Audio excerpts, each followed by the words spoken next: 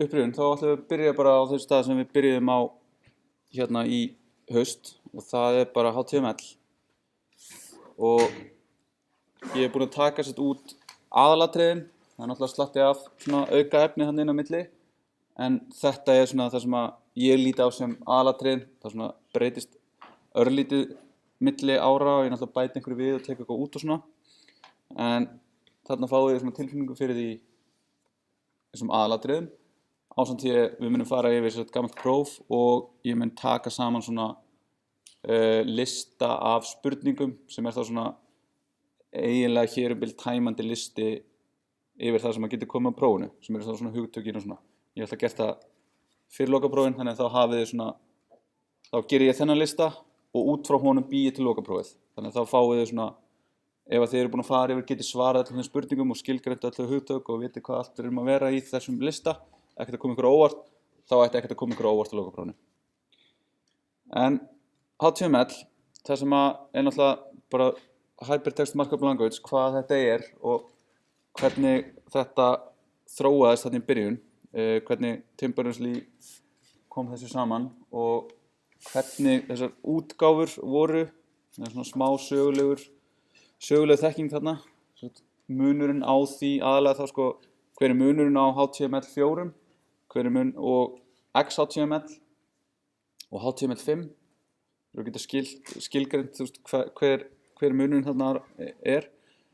og hvað W3C gerir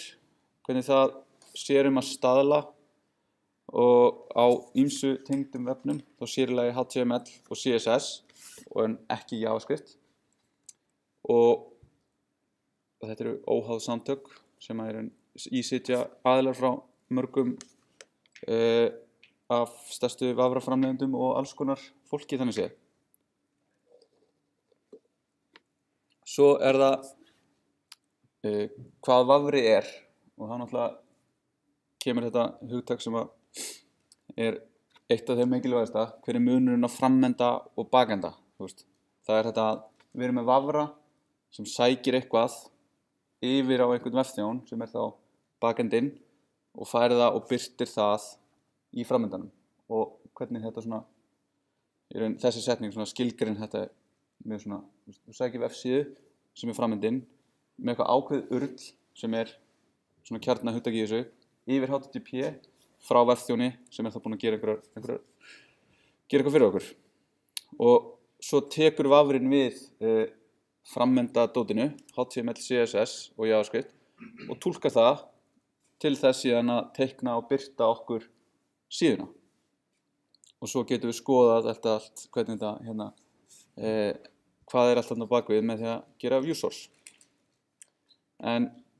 það síðan elementin sem að byggja upp vefi og býr til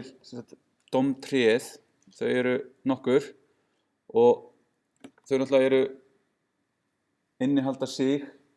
innihalda önnur element eða textanóður og þannig verður þetta tré til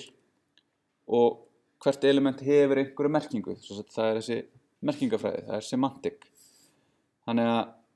hérna þetta einfalda dæmi sem ætti að vera mjög einfalt að sjá hér eftir alla þá reynslu sem þið hafið fengið af því að skrifa HTML og svo erum við með tags eða tög sem að skilgreina hvar element byrjar og hvar þau enda og þá það þetta hvernig þau líta út og svo til þess að auka gefa elementi auknar upplýsingar þá getum við notað attribute með því að setja þau á byrjunartagið og ef að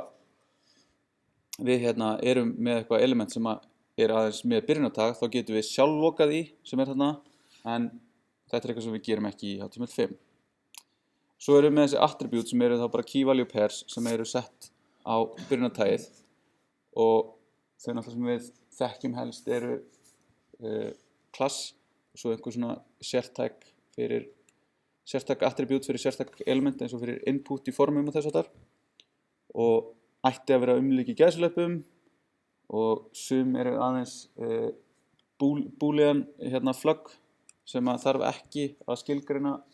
nema bara heitið á þeim og svo síðan það þessi element sem við erum að vinna með og í rótinni erum við alltaf með HTML og þar tengt bæði í raun aðgengi og leitavélabestun það að setja lang attribútið, eitthvað sem er mjög æskilegt fyrir okkur að gera og síðan fáum við head sem þá yfirleitt fyrsta barn HTML, það ekki krafa það í speknum en það inniheldur lýsigögnin síðan okkar. Þarna erum við að setja inn hvaða titil, hvaða stafasett og af hverju stafasett mikilvægt að setja þarna inn. Það þá líklegast einhver ykkar lenti því að gera þetta vitlaust í vitlausu stafasetti, þá gerist eitthvað sem maður býst ekki við og titil síðunar og svo erum við að setja þarna líka inn vísanirnar í CSS okkar og JavaScript okkar. Body kemur síðan þarna á eftir og þarna skilgreinum við meginmál síðunar og þarna setjum við inn öll elementin okkar til að skrifa og skilgreina vefinn okkar og þegar við erum búin að gera þetta þá gott fyrir okkur að nota HTML validatorinn frá W3C og þá vitum við það að hann mun fara yfir og staðfesta það að við séum að nota rétt element í réttu konteksti og við séum ekki að gleyma einhverjum ákveðnum attribútum sem við ættum að vera skilgreinir, eins og til dæmis allt attribútið á myndum til þess að hafa textalega skýringu á því hvað á myndinni fyrir þá sem ekki geta séð myndina og svo bara grípur hann líka mistök sem geti verið að valda okkur vandræðum þegar við erum að reyna að setja upp vefinn okkar.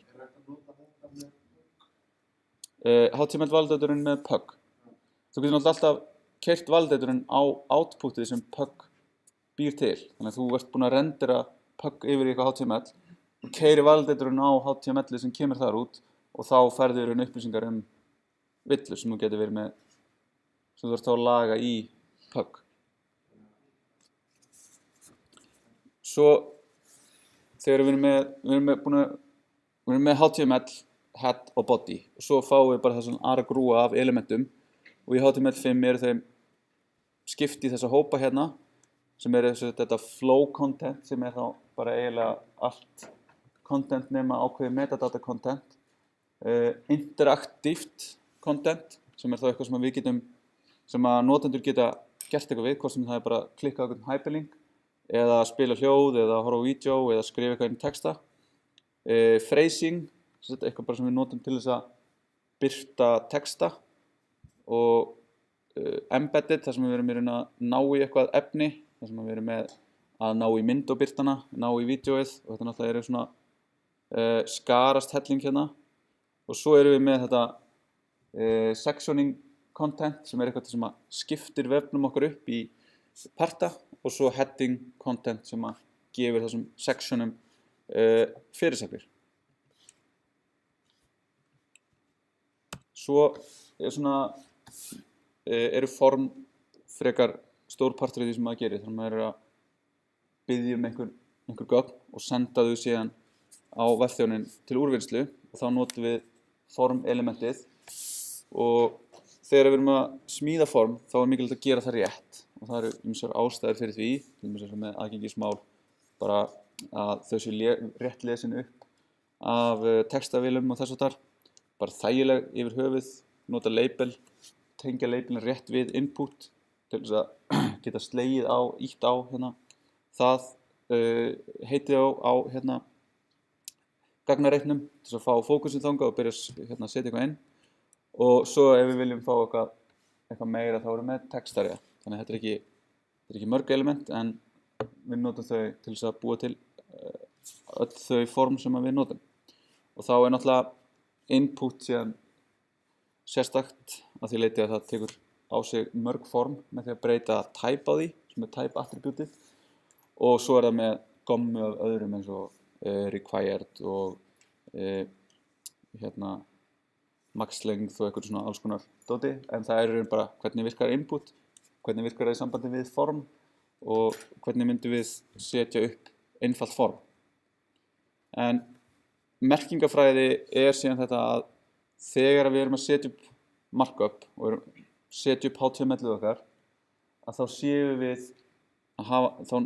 þá höfum við það að leiðarljósi að við erum að tjá merkingu en ekki framsetningu. Þannig við erum ekki að fara að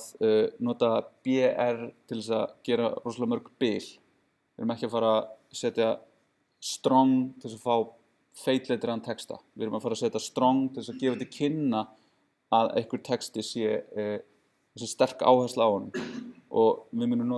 notum CSS til þess að stýra því hvað mikið bil á milli, ekki einhver element. Þannig að það þessi merkingafræði og svo